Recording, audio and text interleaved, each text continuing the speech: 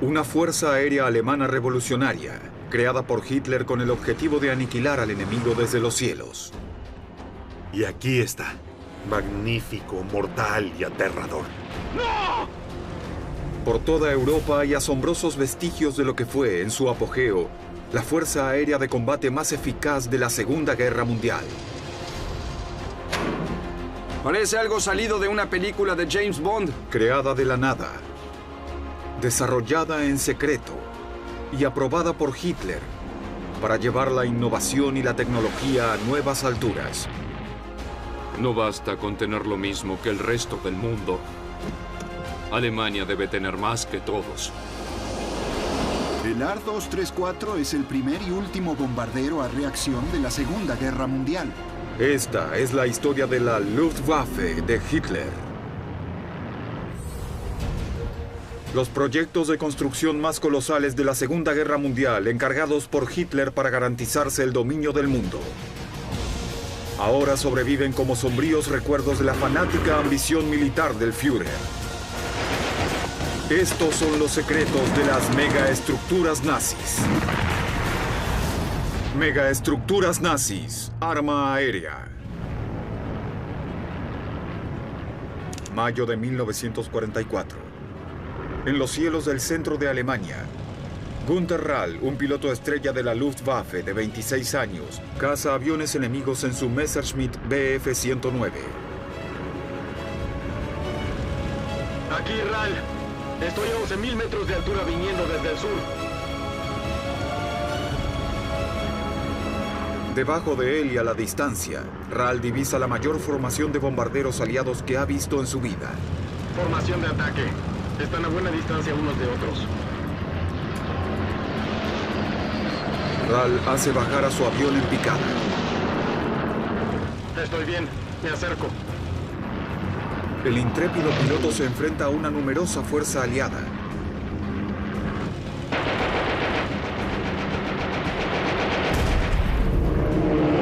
Cada 8 aviones de los aliados, hay un avión de la Luftwaffe de Hitler. Günther Rall lucha por su vida. En la actualidad aún se hallan vestigios del antiguo poderío militar de la Luftwaffe en este bosque al noreste de Alemania. Tony Pollard, experto en arqueología del conflicto, explora lo que queda de Rechlin, el ultra secreto cuartel de prueba de la Luftwaffe. Esto no es un bosque normal, porque de vez en cuando te cruzas con unas construcciones espectacularmente extrañas. Miren qué cicatriz más espectacular. Es como un efecto especial de una película. Yo normalmente diría que el proyectil que impactó contra esta parte del muro cayó del otro lado, pero no. Vino desde esta dirección y llegó y explotó cuando entraba en la estructura. Experimentaban con una clase particular de bomba y la idea era que la lanzara un bombardero en picado Stuka. Y ha penetrado bastante bien. Abrió todo el muro y es casi como los pétalos de una flor que acaba de abrirse. Pese a la fuerza del impacto, no logró atravesar el muro, pero sí muestra mucho potencial. De hecho, voy a retirarme unos pasos porque hay grandes trozos de cemento colgando allá arriba. La historia de la Luftwaffe se remonta a comienzos de la década de 1920. Menos de una década después de la humillante derrota de Alemania en la Primera Guerra Mundial. Después de la Primera Guerra Mundial por el Tratado de Versalles, Alemania tenía prohibido contar con un ejército de más de 100.000 hombres. Para 1920 ese era un ejército sumamente pequeño. También tenía prohibido contar con una fuerza aérea. El objetivo era asegurarse de que Alemania nunca más volviera a ir a la guerra. Pero pronto aparecieron por toda Alemania clubes civiles de planeadores. Parecían inofensivos, pero su verdadero propósito era reclutar jóvenes talentosos para una nueva fuerza aérea prohibida. A comienzos de la década de 1930, Alemania ya se estaba rearmando en secreto. Y en enero de 1933, Hitler llegó al poder. Uno de sus primeros actos como canciller fue asignar a su gran amigo y seguidor, Hermann Göring, un excelente piloto de la Primera Guerra Mundial, la tarea de crear una nueva fuerza aérea alemana. Göring es un nazi muy importante. Es un colega de Hitler. Es carismático, ostentoso, maquiavélico y sumamente astuto. Es alguien que hace que las cosas se hagan realidad. Es un dínamo de carne y hueso. Es la clase de persona que se necesita si quieres crear una nueva fuerza aérea. En julio de 1934, Hitler le pide a Göring que se encuentre con él en el Festival de Wagner, al norte de Bavaria, para que lo ponga al tanto de cómo avanza la Luftwaffe clandestina. Adelante. Maravilloso festival, ¿no te parece, Hermann? Sí, magnífico. Dime, ¿cómo va la resucitación de la Luftwaffe? Muy bien, mi Führer, muy bien. Recientemente aprobé el programa para la producción de más de 4.000 aeronaves antes de septiembre del próximo año. No es suficiente. Debe haber un aumento en nuestra producción. Si las potencias occidentales intervienen para evitar un rearmamento, podría ser un desastre. Por supuesto, mi Führer. Eso no basta. No podemos tener lo mismo que el resto del mundo. Alemania debe tener más que todos. Göring se dispone a aumentar la flota de la Luftwaffe. Ordena aviones nuevos y fomenta un importante programa de reclutamiento para pilotos en capacitación. En marzo de 1935, Göring revela espectacularmente al mundo la existencia de la hasta entonces supersecreta Luftwaffe. Cuando Göring y Hitler anuncian el nacimiento de la nueva Fuerza Aérea, esperaban una masiva protesta internacional, sobre todo de parte de los viejos aliados de la Primera Guerra Mundial, pero en realidad ninguno siquiera pestañeó ante la revelación. Habían pasado 16 años desde el Tratado de Versalles. No había voluntad política entre los viejos aliados para hacer algo al respecto. La producción militar continuaba a toda velocidad, y Hitler y Göring viajaron a las instalaciones secretas de la Luftwaffe en Rechlin. Allí presenciaron una demostración de sus nuevas armas y vieron en acción a las flamantes aeronaves alemanas. Aún sobreviven las pruebas del innovador trabajo que tenía lugar en secreto en estos 150 kilómetros cuadrados. Me abrí paso en este bosque. Lo único que puedo decir de este sector es que es un desastre. Es muy difícil encontrarle un sentido. Hay escombros por todos lados. Hay vestigios de refugios y cámaras subterráneas. Hay trozos de muros. Y lo que me llamó la atención fue esta sala que tenemos aquí con forma de barco. Tiene muros a cada lado y hay otra a unos pocos metros. Si no fuera por una fotografía, quizás nunca adivinaría qué era esto. Pero sabemos que se ubican a cada lado de un edificio que funcionaba como hangar. Arriba de esta estructura se colocaba el motor de un avión. Aquí era donde se probaba. Había instrumental científico en la sala que estaba justo acá abajo y monitoreaba su rendimiento. Esto data de 1931, pero era ilegal que los alemanes incursionaran en la formación de una fuerza aérea.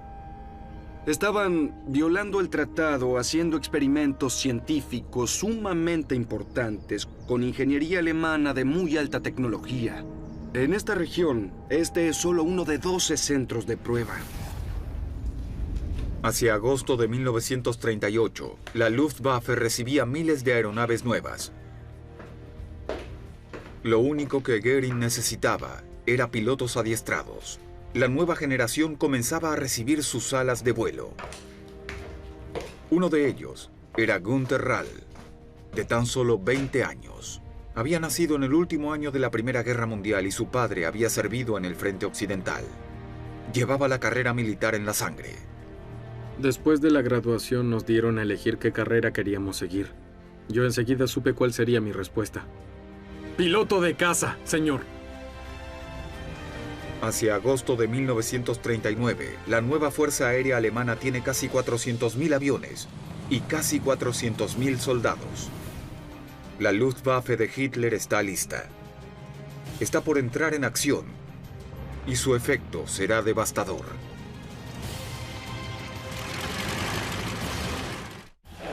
Septiembre de 1939. Alemania invade Polonia. La Fuerza Aérea de Hitler, la Luftwaffe, se presentó hace tan solo 4 años y ahora lidera el ataque. Usaban sus precisos bombarderos en picada Stuka para destruir blancos en tierra. La artillería aérea prepara el camino para que las Fuerzas Armadas derriben con facilidad las defensas polacas.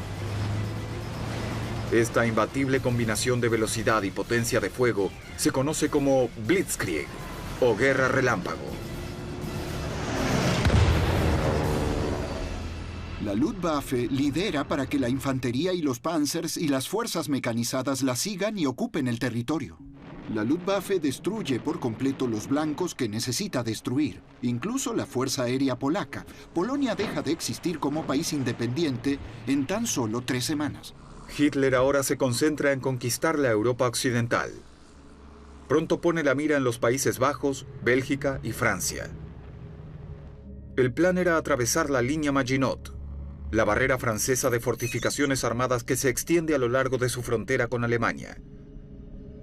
Al invadir atravesando la neutral Bélgica, los nazis esperan que los aliados se sumen a la batalla. Un ataque simultáneo de los Panzer por el sur detendrá el avance de los ejércitos aliados y los rodeará. Pero hay un gran obstáculo en el camino: el fuerte Eben-Emael. Había sido construido por el ejército belga luego de la Primera Guerra Mundial para alejar a los alemanes. Sus gigantescos cañones protegían 3 puentes sobre el Canal Alberto. Solo tomando el control de estos 3 puentes podrán los nazis movilizar en bloque a su ejército y lanzar el ataque Blitzkrieg sobre Bélgica, los Países Bajos y Francia. Aquí estamos en el fuerte Eben-Emael. Vemos uno de los refugios que se asoman entre los árboles. Era una serie de 17 refugios que albergaban armas de diferentes tamaños y calibres. Estaban interconectados por una red de túneles con una guarnición de 1.200 hombres. En octubre de 1939, Hitler convoca a Berlín al general Kurt Student de la 7ª División Aérea. Student había sido piloto de planeadores y ahora era comandante de la Fuerza Aérea de Alemania. Hitler creía que él era el indicado para atacar el fuerte.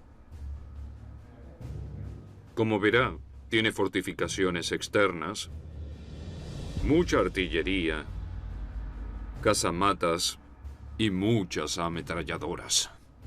El fuerte contaba con un gran arsenal y un ataque por tierra desde cualquier dirección sería catastrófico para las fuerzas alemanas.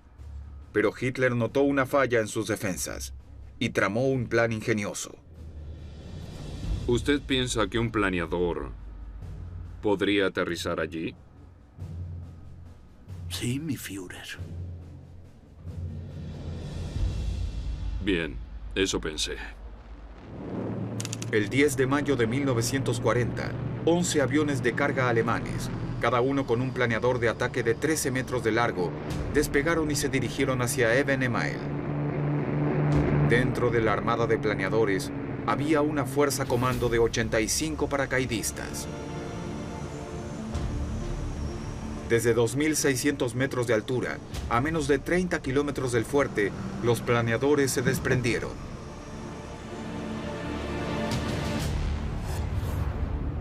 Miren, es aquí, la cima del fuerte Eben-Emael. Se ven los refugios dispersos por toda el área. Un terreno llano. La pista de aterrizaje ideal para los planeadores. Este era el talón de Aquiles de la fortaleza. 9 planeadores aterrizaron aquí y tomaron por sorpresa a la guarnición belga. Una vez en tierra, los paracaidistas debieron desarmar los monstruosos cañones del techo. Estaban ubicados debajo de una cúpula de sólido acero de unas torrecillas abovedadas, pero los alemanes iban equipados con un arma secreta. Se llamaba Holadung o carga hueca. Era una granada de 50 kilos diseñada para aferrarse al armamento militar y hacerlo explotar. Pero nunca se había usado en la guerra. Hasta ese momento. Esta es la cúpula 120. Es el arma más poderosa de Eben-Emael. Son 450 toneladas de acero, la mitad rota. Aquí están los cañones. 59 centímetros de espesor. Aquí vemos cómo los alemanes trataron de penetrarlos con carga hueca. Al final, no funcionó, así que lanzaron granadas más pequeñas al interior de los cañones y dejaron fuera de funcionamiento a todo el fuerte. En tan solo 15 minutos, los paracaidistas alemanes inhabilitaron todos los cañones del techo. Después se prepararon para destruir la única salida del fuerte, para dejar a los soldados belgas atrapados en su interior. Estamos 25 metros bajo tierra. Aquí podemos ver otro vestigio de una carga hueca. Los alemanes la colocaron aquí, con un temporizador, y generaron colosales ondas de choque. Miren el resultado que consiguieron. Esta seguro era la salida. El elevador de municiones y las escaleras, completamente destruidas. Con la llegada de la infantería alemana, los soldados belgas atrapados no tuvieron más opción que rendirse. Gracias a la Luftwaffe, los puentes hasta Bélgica y los Países Bajos estaban ahora bajo control nazi. La resultante batalla de los Países Bajos dura solo 4 días. Tras su victoria, los alemanes capturan Bélgica. Luego Hitler invade Francia. Liderando el ataque está una vez más la Luftwaffe. En los cielos del centro de Francia, el piloto Günther Rall va a la caza de los bombarderos franceses. La aeronave que él cree que lo ayudará en su primera matanza es el Messerschmitt Bf-109. James Holland vino a la pista de aterrizaje Biggin Hill, en el sureste de Inglaterra, para examinar a uno de los pocos sobrevivientes de estos legendarios luchadores. Es uno de los únicos 2 Messerschmitt 109 capaces de volar que hay en todo el mundo. Y aquí está. Magnífico, mortal y aterrador. El Bf-109 voló por primera vez en 1935. Su velocidad, agilidad y potencia de fuego lo convirtieron en uno de los cazas más temidos de la Segunda Guerra Mundial. En 1940, esto podía hacer las 3 cosas que más necesitabas hacer en el combate aéreo. Podía subir más rápido que cualquier otra aeronave. Cuando llegaba a la zona de guerra podía generar más daño que cualquier otra aeronave. Y podía esfumarse más rápido que cualquier otra aeronave. Eso era lo que se necesitaba y eso era lo que podía hacer a raudales. Para Günther Rall, como para miles de otros alemanes que eran pilotos de caza novatos, domar al poderoso Messerschmitt era una tarea abrumadora. Es maravilloso estar aquí sentado. Es imposible imaginar cómo se habría sentido un joven piloto que hace su primer vuelo en uno de estos. Los Messerschmitt Bf-109 no tenían 2 asientos en 1940. Cuando terminabas la capacitación de vuelo, ya habías hecho todo lo que podías hacer. Sabías la disposición de la cabina, te habían advertido de todos los posibles peligros, pero en última instancia era un voto de confianza. Desde la cabina de su Messerschmitt, el recientemente graduado Günther Rall divisa una formación de cazas franceses. Llegó la hora, pensé. Es nuestra oportunidad. Son los franceses. Me concentré en el objetivo, me pegué a su cola y disparé. Rall se anota su primera presa. ¡Sí! Pero la emoción dura poco. No pensé que alguien podía estar pegado a mi cola disparándome a mí. La aeronave de Günther sufre muchos daños durante el ataque, pero increíblemente logra regresar a la base. Me había enfrentado al enemigo, había luchado y ganado. La Luftwaffe despeja el camino para que las fuerzas terrestres alemanas avancen sobre Francia. La implacable potencia de la Blitzkrieg hace retroceder a los aliados hacia la costa francesa. Agobiados por los ataques aéreos de los bombarderos en picada Stukas, más de 300.000 fuerzas aliadas escapan de Dunkirk con dirección a Gran Bretaña. El 22 de junio, Francia se rinde. Hitler está encantado con el éxito de la Luftwaffe, pero está por ser lanzada a un nuevo escenario de guerra. Y en los cielos de Gran Bretaña se enfrentará a la prueba más difícil hasta el momento. Francia ya está ocupada por los nazis. Hitler ahora se concentra en Gran Bretaña. Y una vez más, la Luftwaffe, que no existía hace tan solo 5 años, es el alma del plan. Nombre en clave: Operación León Marino. Recurriendo a intensos bombardeos sobre Gran Bretaña, Hitler planea destruir su fuerza aérea, la RAF, y arrogarse la superioridad aérea. Eso le permitiría realizar una invasión anfibia. La aeronave que será una pieza clave en la campaña de bombardeos de Hitler es la HE-111. Es una creación del diseñador aeronáutico Ernst Heinkel. Es un bombardero mediano y veloz. Göring quiere que su Luftwaffe tenga grandes cantidades de este bombardero. Para satisfacer tanta demanda, Heinkel construye una fábrica nueva. James Holland explora las ruinas de Oranienburg, en el noreste de Alemania. Aquí tenemos una especie de caseta de vigilancia. Sí, es como un pastillero. Hay una embocadura aquí donde colocaban un rifle o una ametralladora. Por aquí, sin duda, está la entrada principal de la caseta de vigilancia. ¡Ay, por Dios, miren esto! Es increíblemente enorme. No me lo esperaba, aunque no sé qué esperaba. Pero seguro que no algo de semejante tamaño. No puedo creer el tamaño que tiene. Esta monstruosa estructura es la Einflughalle. Aquí los HE-111 se montaban y se probaban antes de ponerse al servicio de la Luftwaffe. No puedo dejar de imaginar a los Heinkel 111 saliendo de allí y dirigiéndose lentamente hacia la pista que seguro estaba por aquí. Y ahora está totalmente abandonado. En su apogeo, más de 12.000 personas trabajaban aquí, en la fábrica de Heinkel. Más de 2.000 HE-111 salieron por esas puertas. 452 solamente el primer año de la guerra. La construcción está hecha básicamente con vigas de acero. Hay puertas de hangares también del otro lado, así que imaginen que todo este lugar se podía abrir. Pensar que ahora está vacío y completamente abandonado. Pero sin duda bullía de actividad desde los años 30 hasta casi el final de la guerra. El 30 de junio de 1940, Göring le ordena a la Luftwaffe destruir a la RAF. Pero los bombarderos de Heinkel necesitan ser protegidos con una escolta de cazas. En las pistas de aterrizaje del norte de Francia, los pilotos de Messerschmitt, como Günther Rall, se preparan para cruzar por primera vez el Canal de la Mancha. Allí se enfrentarán a la RAF en Die Luftschlacht um England, o lo que llega a conocerse como la Batalla de Inglaterra. Rall, Günther. Cuando nos entregaron los salvavidas y los botes inflables, entendimos que íbamos a cruzar el canal y enfrentar a los británicos en su propio territorio.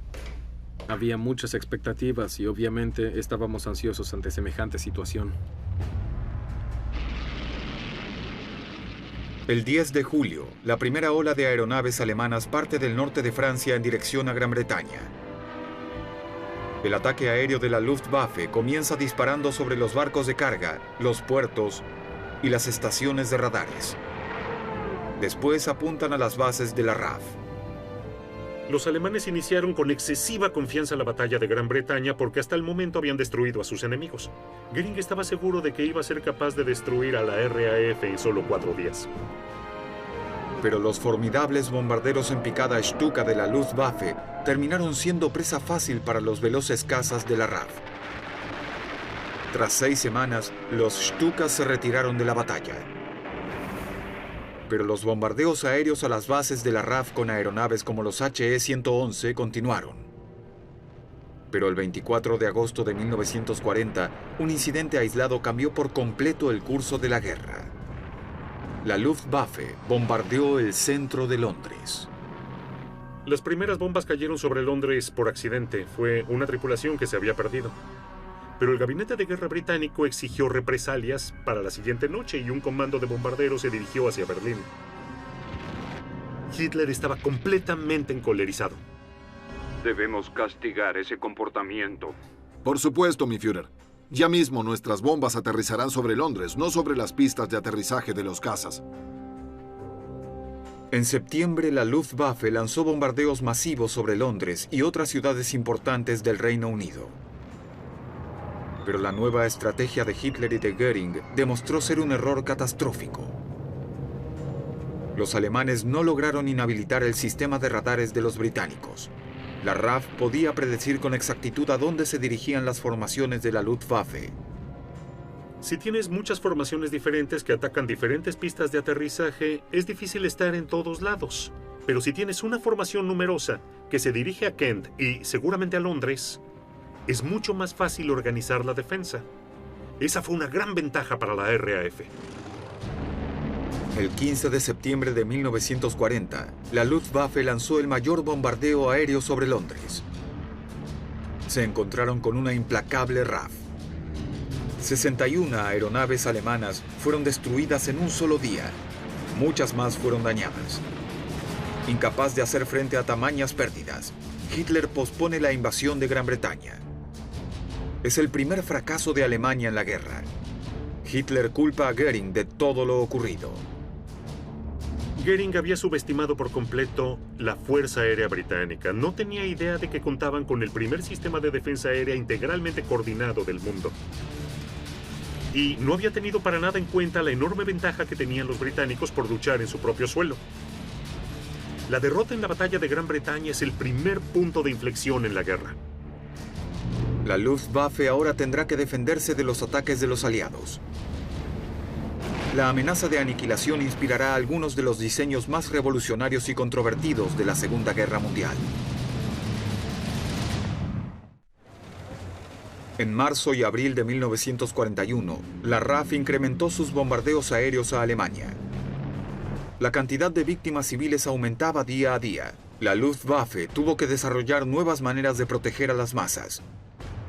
En este bosque de Rechlin aún se hallan vestigios de su innovador trabajo. Aquí está el centro de prueba secreto de la Luftwaffe. Estoy viendo algo que se asoma aquí en el bosque y creo que es lo que buscaba. Estas se conocen como las casas blancas. Son refugios antibombas experimentales. Se colocaban en edificios de apartamentos y brindaban protección dentro del mismo edificio y no debajo de él, que era el diseño tradicional del refugio antiaéreo. Yo me estoy acercando a lo que más me llamó la atención, este montículo de escombros que lo rodea. Y si miramos bien con atención, veremos que antes fueron edificios. A diferencia de las torres que están prácticamente intactas, esto fue destruido por completo. Fue destruido por bombardeos. Eso es lo más importante de Rechlin. La Luftwaffe hacía toda clase de experimentos. Para mí esto es un ejemplo muy singular de la clase de inventiva que se ejercía acá. La innovadora Luftwaffe tiene tan solo 6 años. Estuvo en guerra durante la mitad de su breve existencia y está por empezar a luchar en 2 frentes. Mientras conserva su campaña de bombardeo sobre Gran Bretaña, la Luftwaffe también liderará la invasión de Hitler a la Unión Soviética. 2.000 aeronaves alemanas, respaldadas por fuerzas terrestres, retoman tácticas familiares y ya probadas. La Blitzkrieg. La Luftwaffe es capaz de liderar a los militares alemanes y la ofensiva de todas las ramas combinadas durante los primeros 6 meses de la Operación Barbarroja, el ataque a la Unión Soviética. Son fantásticos para hacer explotar pistas de aterrizaje y para destruir aviones soviéticos en tierra y en el aire, porque la Fuerza Aérea Soviética es obsoleta y es muy fácil derribarla. Entre los pilotos de los caza que disfrutan de un éxito sin precedentes en los cielos de Rusia está Günter Rall. Tras tan solo 3 años de lucha, se adjudica su 100ª presa. En noviembre, el hábil y aguerrido piloto de caza es invitado a la guarida del Lobo, el centro de comando de Hitler en Polonia. Allí recibe un reconocimiento del Führer en persona. Hacía casi 6 meses que luchábamos con los soviéticos, pero estábamos seguros de que la invasión terminaría en tan solo 6 semanas. Estábamos todos desesperados por regresar a casa en Alemania. Mi Führer, ¿cuánto durará la guerra en el frente oriental? Rall, eso no lo sé. La Luftwaffe era superior en el aire a los rusos. Pero el monumental tamaño del país representa un problema para la Fuerza Aérea nazi. El frente occidental y el ataque a Francia en 1940 fueron en 80 kilómetros. El ataque a la Unión Soviética es en alrededor de 2.400 kilómetros. La Luftwaffe debe cubrir todo ese espacio aéreo y seguir sosteniendo una ofensiva contra la Unión Soviética. Hacia noviembre de 1941, la Luftwaffe está demasiado exigida. No logra sofocar el poder de lucha soviético, cuya fuerza crece día a día. La Luftwaffe necesita destruir la industria soviética, pero las fábricas están fuera del alcance de los bombarderos alemanes. Desde su éxito con los HE-111, Ernst Heinkel y su equipo trabajan en un nuevo bombardero de largo alcance, el Heinkel HE-177 Greif. Para cumplir con las estrictas exigencias del Ministerio de Aviación, debe cargar 2 toneladas de bombas a lo largo de vastas distancias. Pero también debe bombardear en picada, como el mucho más pequeño y ligero Stuka. Es casi imposible lograr semejante combinación. Cuando los nazis te dicen que necesitan algo, en cierto sentido debes hacerlo. Para eso debían reestructurar completamente todo el fuselaje de la aeronave. Para lograr el alcance, la velocidad y la altitud exigidos, el bombardero de Heinkel necesita la potencia de 4 turbinas. Pero al bombardear en picada, la carga que las turbinas externas imponen a las alas puede terminar arrancándolas. Por eso Heinkel ubica 2 turbinas juntas. Ahora 4 turbinas impulsarán solo 2 hélices. Así el diseño será mucho más fuerte y aerodinámico. Pero el innovador diseño tiene una falla fatal. Genera mucho calor y las turbinas suelen incendiarse. Cuando el Heinkel 177 por fin despegó, nadie tardó en darse cuenta de que era una trampa mortal. Se lo conoció como el ataúd volador. Goering fue a ver una de las pruebas y presenció uno de esos despegues. Y vio cómo explotaba por los aires. En verdad esperábamos ansiosos su nueva aeronave. Pero debo decir que esta no colma en absoluto las expectativas que nosotros teníamos. El requisito mínimo es que la aeronave despegue y aterrice sin que el piloto arriesgue cada hueso de su cuerpo. Pese a su frustración y sin tiempo para crear una nueva aeronave, Goering conserva el fallido bombardero. Los pocos que entraron en acción en los cielos de Rusia no lograron generar impacto alguno. Ahora que los Estados Unidos entraron a la guerra tras el ataque a Pearl Harbor, la Luftwaffe necesita un arma maravillosa que cambie las reglas del juego para ayudar a Hitler a alcanzar su sueño para el Tercer Reich. Hacia enero de 1942, la llegada del invierno frustra toda oportunidad de que los nazis declaren una rápida victoria en Rusia. La Luftwaffe no logra destruir a la oposición soviética. Hitler culpa específicamente a Goering por ser el capitán de la Fuerza Aérea. Para mediados de la guerra, Goering ya era una figura cansada, abatida, que había perdido la influencia por los fracasos de la Luftwaffe, que además se permitió caer en los excesos de la ambición y de un estilo de vida extravagante. A Hitler no le impresiona particularmente esta situación. Goering se convirtió en una molestia más que en un confidente. Tras perder la confianza en Goering, Hitler comienza a dirigir él mismo los operativos de la Luftwaffe. Su más reciente plan es que ataque a los buques de carga que cruzan el Atlántico para que Gran Bretaña no reciba los materiales esenciales que necesita para seguir luchando.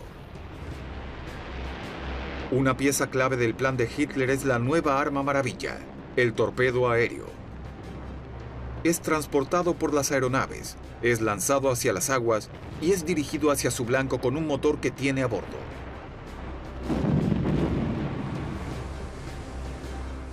Tony Pollard se dirige al centro súper secreto de prueba de torpedos de la Luftwaffe. Está cerca de la costa norte de Polonia, en el Báltico. La estructura se destaca en medio del mar. Parece algo salido de una película de James Bond. Es una isla artificial con una torre desde donde observaban el lanzamiento de los torpedos. Es obvio que está abandonada, hay huecos donde antes había ventanas. Ahora está habitada por aves marinas. Es bastante fantasmagórica, pero es muy imponente. Esta mole de cemento y acero está estratégicamente localizada fuera del alcance de los bombarderos aliados. Aquí la Luftwaffe desarrollaba y probaba las turbinas de los torpedos y perfeccionaba sus técnicas de lanzamiento. Esta era la parte más importante. Desde aquí lanzaban los torpedos a través de tubos al mar. Se encendían los motores y salían despedidos. Sin dudas, era muy importante observar todo ese procedimiento. Se nota que se veía muy bien desde los distintos pisos de la estructura. En su apogeo, este lugar lanzaba alrededor de 200 torpedos por semana. Había 2.000 personas trabajando en esta estructura y en el continente. Todo era ultra secreto, por eso está ubicado aquí, en el Báltico. Por lo que vemos de esta megaestructura, inferimos que los alemanes se tomaban muy en serio la carrera armamentística relacionada con los torpedos aéreos. Al comienzo de la Segunda Guerra Mundial estaban perdiendo esa carrera, pero aquí, en el Báltico, estaban decididos a ganarla por completo. Debido a su prometedor comienzo en 1942, Alemania produce más de 10.000 torpedos aéreos antes del fin de la guerra. Pero a la Luftwaffe le cuesta mucho lanzar esta letal carga. El problema de lanzar un torpedo desde un avión es que tienes que desacelerar y volar lo suficientemente bajo como para que el torpedo no se rompa cuando choque contra el agua. Pero cuando el avión desacelera y baja, es presa fácil de las defensas antiaéreas de los barcos.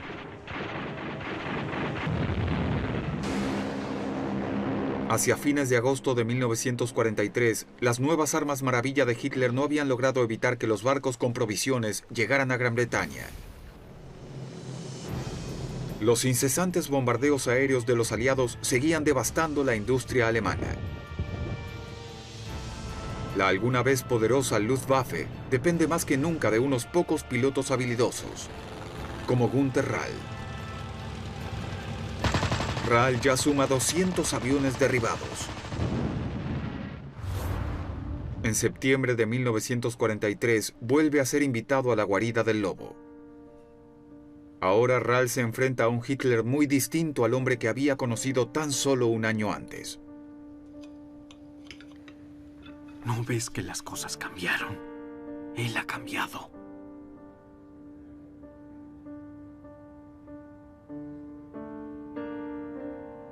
Ojalá tuviéramos el arma maravilla, así la victoria sería nuestra. Ojalá.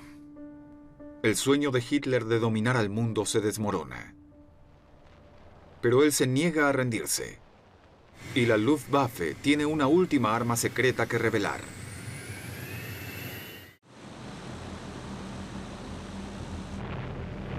Hacia 1944, las fuerzas combinadas de los aliados superan ampliamente en número a la alguna vez poderosa Luftwaffe.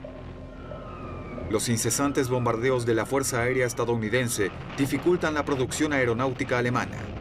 Y la Luftwaffe se queda sin aviones y sin pilotos a pasos agigantados.